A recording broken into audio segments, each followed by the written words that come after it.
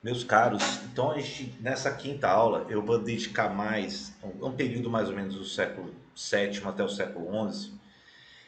Vou me dedicar mais aí com uma análise de algumas realizações culturais e filosóficas que eu acho que são impressionantes. Depois, a próxima aula, a gente vai começar a ver a entrada do Islã, então, que vai se dar gradativamente do século sétimo e oitavo em diante, a partir de Sindh, a região do Indo e também pelos portos ali na costa indiana. Mas eu peguei aqui, eu vou até minimizar a minha imagem aqui, porque é belíssimo o detalhe da escultura de um templo em Karnak, em Orissa, na costa oriental indiana, que é dedicado ao deus Sol Surya. Então ecoa aí dos védicos, né? Dos textos védicos, dos arianos, e que esse é um detalhe da roda. O relevo é extremamente intricado, é sofisticado, né, elaborado. Isso é uma coisa que impressiona muito quando a gente, né, presencia ou observa a arte indiana nas suas várias manifestações regionais. Né? E eu queria trazer primeiro esse aspecto para vocês. Primeiro a gente tem que analisar, antes de tudo, a realidade política. Né? E a realidade política ela é, e aqui o mapa mostra, uma fragmentação do século oitavo e décimo de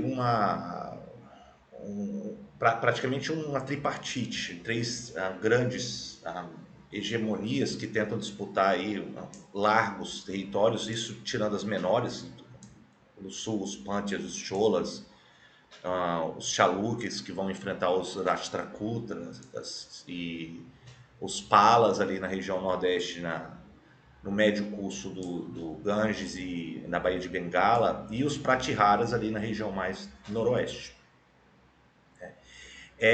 Os Pratiharas, eles vão acabar dominando a região de Gujarat, a região aqui do Punjab, mas eles são os primeiros que começam então a lidar com os muçulmanos, que é árabes e vindos do Sindh, do século sétimo em diante.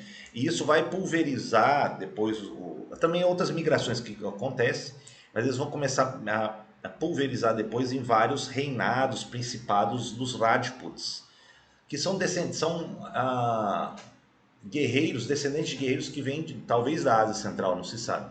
Mas eles estabelecem inúmeras regiões do que hoje se chamam na região do Rajastão, que são inúmeros principados nos séculos posteriores, como por exemplo de Malwa, por exemplo. A gente vai ver também que os Chandelas, que eram tributários dos Pratiharas, eles vão ter uma autonomia e vão construir um complexo de templos perto de sua capital, que vai ser Khajuraho, talvez um dos maiores ícones da arquitetura indiana pré-islâmica. Né? E os Palas, como falei, dominando a Magadha, a região de Vanga, na saída para a Baía de Bengala, e os Rashtrakutas, que vão dominar boa parte do Decão, a parte de Badami, e isso vai incluir também as cavernas, as grutas de Ellora e Ajanta, que a gente viu até um pouco na aula passada, né? Entre outros. Então esse é um quadro geral que a gente vai ver na aula, a realidade política, bastante fragmentada, né? Notas. Né? Deixa eu diminuir aqui. A partir do século décimo em diante, a gente começa a observar primeiro que os Chalukyas eles vão começar a derrotar os Rashtrakutas na região do Decão. A partir de Vatap, e não Vatamp, tá? Escrevi errado aqui, atualmente conhecido como a Badami, a região de Karnataka, essa região aqui. Né? Os Cholas eles vão ganhar maior proeminência no sul, então eles vão começar inclusive a projetar seu império marítimo, a gente viu isso nas aulas anteriores, né? Até indo para algumas ilhas do Oceano Índico, no Sudeste Asiático, derrotando o reino de Srivijaya, em Sumatra e o Estreito de Malaca, dando enorme prosperidade ao reino Chola. Né? Os Pratiharas aqui, eles vão se desfazer em inúmeros reinados dos Rajputs, tá? Tá errado, eu disse Pratiharas, né? A partir do século XI em diante, nessa região noroeste. Tá? E os Palas eles caem diante de uma dinastia nova que vai dominar essa região de Bengala, que vai ser a dinastia Senda, a partir também de meados do século XI. É interessante a gente ver isso, porque agora a gente vai começar a fazer umas observações com relação à filosofia. filosofia e religião, porque na verdade a gente tende a achar que o hinduísmo ele sempre foi uma coisa imutável ao longo do tempo, mas ele teve várias correntes, várias transformações ao longo do tempo, por pensadores ou por questionamentos. Né? Um deles vai ser, por exemplo, o Bata, o Kumarila Bata, que vai propor numa escola chamada Mimamsa um posicionamento bastante crítico, autônomo e interpretativo dos Vedas. Né? E ele também, com isso, ele reforça uma interpretação mais rigorosa dos textos védicos e também aponta a heterodoxia do posicionamento budista. Então, os budistas começam a sofrer ataques e argumentações contra o budismo. Então, o budismo ele tende a retrair, a gente vai ver isso no final, nas terras indianas. Ele não desaparece por completo, mas ele vai para as margens, vai para o Sri Lanka, ele vai para o extremo norte, noroeste, para o Planalto Tibetano, para o outro lado da Baía de Bengala, para as terras jabivanesas e por assim vai. Né? E o outro vai ser Shankara, o Adi Shankara, um grande pensador que vai sistematizar, unificar todo o pensamento, praticamente principal corrente hindu daquela época. Né? A doutrina dele do Advaita, ele vai afirmar que existe uma essência divina do Brahma em cada um dos seres vivos, né? Que essa essência se chama Atma. E Atma, a gente deve buscar essa verdade, essa essência, em detrimento do que é considerado não verdadeiro, é ilusório, é temporário e é até prejudicial a essa busca da iluminação, que seria a ilusão, a Maya. Né? Então, o Shankara e o Bhatta são personagens importantíssimos para o estabelecimento de um cânone de pensamento, junto com aquele movimento do Bhakti, né, da devoção, que vai começar a vir em séculos anteriores, para modificar o hinduísmo gradativamente ao longo do século X, nono, oitavo, décimo e em diante. Né? Agora eu queria me concentrar mais na questão da arquitetura. Esse aqui é em Karnataka, no complexo de Patadakala, perto da capital dos Chalukyas, ali perto de Badami. E é interessante porque aqui você tem elementos que fundem a arquitetura, como por exemplo essa torre Vimana, ela apresenta características da arquitetura dravidiana do sul e também coisas do norte. As do sul, elas estão presentes, por exemplo, alguns corredores que serviam para circunambulação do peregrino, que é chamado parikrama. A gente viu isso também nas aulas anteriores, um certo sentido que os peregrinos poderiam andar, rodear o santuário mais interior, né? O santuário, o Sancto Sancto, né? Os recintos mais sagrados, que geralmente guardariam uma imagem, a mutri de uma divindade. Então, essas grutas de pilares, a gente vai ver isso também nas cavernas de Ellora e outros templos, serve para apontar o caminho dos peregrinos para circunambular em torno da imagem de imagem divina, que refere-se à questão divina. Esses corredores, até peguei aqui, esses são os chamados de mandapa, né? Tá, voltando aqui. Então, esse é um dos exemplos, esse complexo de Padadakala, e tem inúmeras imagens.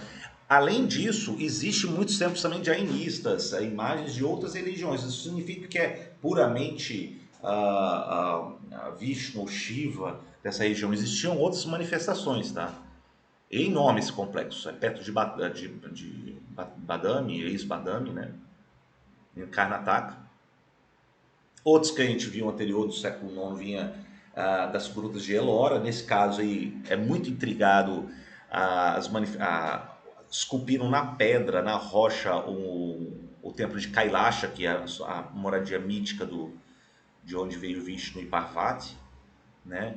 Isso na época da dinastia dos Vashtakutas, ali na região do Decão, antes da queda deles diante dos Chalukyas. Essas regiões ficam no Maharashtra, mais acima de Karnataka atual. Extremamente elaboradas, são inúmeras grutas e cavernas na região de Ellora. Na costa oriental, na região de Orissa, temos em Puri o enorme templo de Jagannath. E Jagannath, ele parece, não se sabe, ele é muito cultuado na costa nordeste e oriental da Índia. E ele é uma divindade que pode ter sido uma fusão de elementos do Shiva, de Vishnu, de divindades anteriores, de manifestações do Bhakti, né? Que ele é muito representado, Jagannath, como um ser com enormes olhos com a língua para fora. É muito comum isso, principalmente nas regiões nordeste, nordeste oriental da Índia, né? E esse templo é enorme. As celebrações de Jagannath em Puri é uma coisa impressionante, né? E a escala dele. E aí você já tem uma arquitetura mais ligada à herança dos Kalingas, né? Aquele reino anterior que a Ashoka combate e diz que depois se arrependeu e se convertido ao budismo. A Vimana aqui presente também, né? Você percebe aqui essa torre se projetando na forma de um cone. E o templo próximo ali em Kornak, do deus Sol Surya, em Orissa também, né? Outro exemplo. E aí aquela roda que estava no início da aula, você percebe que estão aqui, ó, porque essa roda, na verdade, ele simboliza uma carruagem.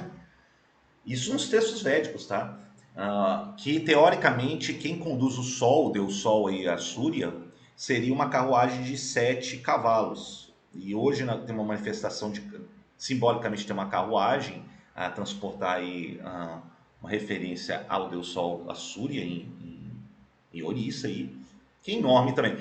E é interessante porque na literatura védica, esses 7 cavalos que conduziam essa carruagem seriam as 7 cores do espectro da luz, né? A luz branca. Então é uma coisa impressionante. Você percebe a escala e como é intrigado isso, né? E a da capital, dos Chandelas, ex-tributários ali dos Pratiharas, no norte, médio norte, que seria no estado de Madhya Pradesh, teria o complexo de templos do Khajuraho, que é uma coisa monumental, né? Um patrimônio da Unesco, e não somente a monumentalidade, como é extremamente complexa os relevos ali presentes. Eu peguei alguns detalhes aqui, e muito explorado na nossa percepção aqui ocidental, né, de que ali tem muitas imagens de mulheres seminuas, com posturas eróticas. Isso aí é reflexo de alguns textos tântricos que alguns regentes ali da dinastia Chandela que buscaram expressar, que é a busca também não somente do, do Kama Shastra, né, dos textos com relação ao prazer mundano, e isso não é só sexo, né? A nossa mentalidade ocidental só se concentra na questão sexo, mas esse conjunto de obras, elas na verdade querem apontar a satisfação belo em todos os aspectos da vida, do olhar, da comida, da música. E um desses aspectos é a questão do sexo. Mas nossa percepção ocidental só ficou se concentrando apenas no Kama Sutra, que ficou famoso, desses textos tântricos. E uma pequena parte desse grande conjunto de relevos lindos que tem ali na região de Khajuraho, algumas delas remetem a menos de 10% com relação às cenas do Kama Sutra. Mas boa parte não tem absolutamente nada a ver com erotismo. Dentro você não tem nenhuma imagem de pessoas seminuas, né? É extremamente comportado, posturas já muito mais conservadoras, por ser um templo sagrado, né? A Shiva, Vishnu e várias manifestações também hindus da região.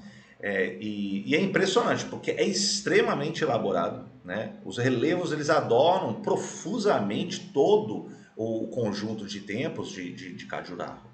Então isso aí na verdade é um monumento do ofício, da habilidade, da arte hindu, a arte indiana que vai começar isso se manifesta em várias maneiras ao longo dos séculos, né?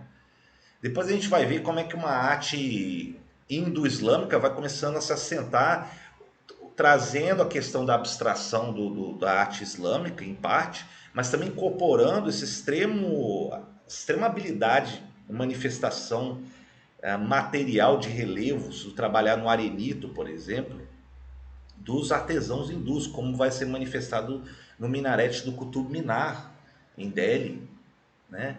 Então é muito interessante a gente reter esses elementos para depois analisarmos como é que vai surgir uma arte indo-islâmica a partir do século X, do século XI em diante, que vai começar a estar presente em todas as regiões indianas, né? Eu acho que Khajuraho seria um exemplo a nos reter essa extrema habilidade, né, complexidade de artística de trabalhar o relevo.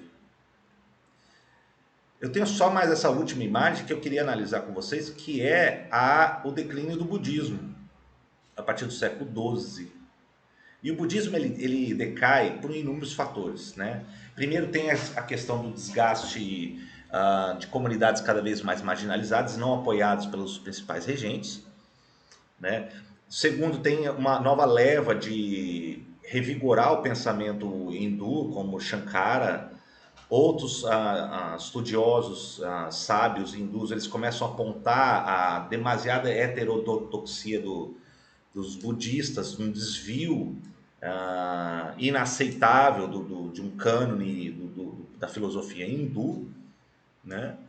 Os regentes no aspecto político, os regentes buscando o apoio de uma classe muito mais influente, que são os brahmanes. Então eles ganham uma proeminência maior, tanto em Chandela, entre os Rashtrakutas, entre os Pallavas, entre os Cholas, né? E por assim vai. Isso é importantíssimo. Isso faz com que os budistas sejam cada vez mais empurrados para as margens, ou até mesmo sendo perseguidos, né? Então, apesar do budismo ter surgido na região de Bihar, por exemplo, na época do príncipe Siddhartha, por ela também acompanhar as rotas terrestres, comércio e também nas rotas marítimas, ela acaba indo para outros lugares além das terras indianas. Ou até mesmo em terras indianas atuais, mas regiões bem mais marginais, né, no contexto da Índia.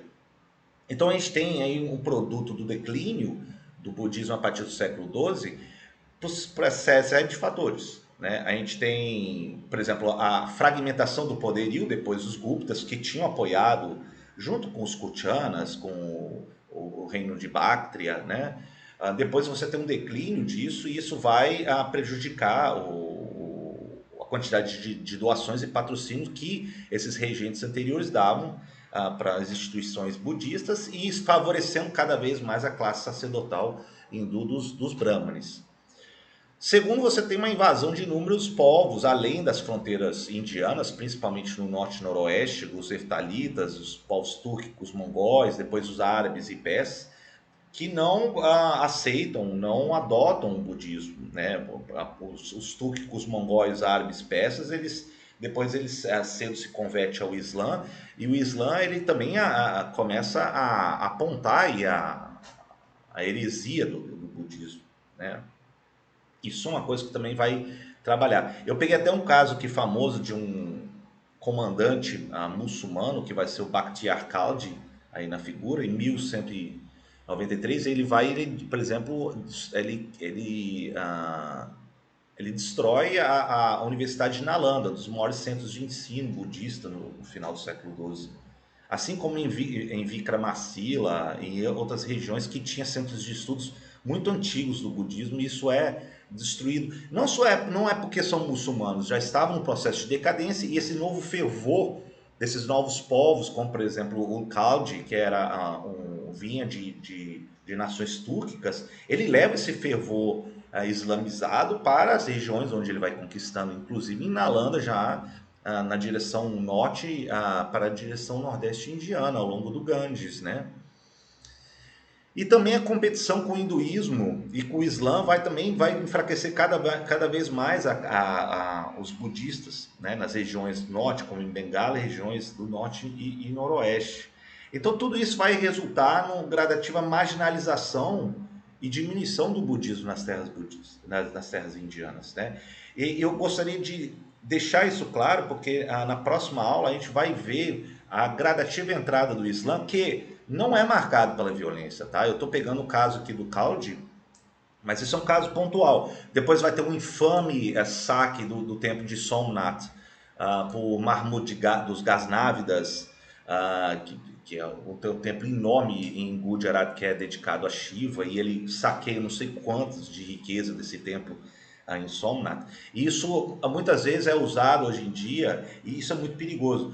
É usado muito hoje em dia com relação a nacionalistas extremistas hindus que falam: olha, os muçulmanos vieram e saquearam o templo de Somnath. Mas não é bem assim. Na verdade, como eu sempre tento pleitear desde o início do curso, é de que houve muito mais uma convivência e hibridismo, miscigenação cultural de elementos hindus com elementos muçulmanos persas, do que propriamente um embate entre um invadindo e destruindo em cima do outro.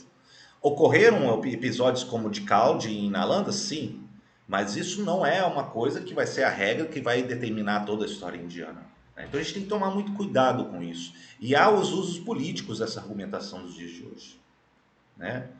Mas eu vou parar por aqui, eu vou indo com calma porque são muitos detalhes. Eu queria mais apresentar questões doutrinárias, filosóficas e artísticas para vocês, e também a fragmentação política. O que na fragmentação enseja uma competitividade, uma busca para um superar, apresentar o outro em termos artísticos e arquitetônicos, o que vai deixar para a história indiana uma quantidade de monumentos absolutamente lindos e fantásticos, como a gente viu alguns deles aqui nessa aula de hoje. Então, a próxima aula a gente já vai ver a entrada do Islã gradativamente na Índia, do século sétimo, oitavo em diante, e aí começam a formar entidades políticas estáveis, hegemônicas aí na região, primeiramente a região noroeste e norte, depois em outras regiões da Índia, tá bom? Então, até mais ver.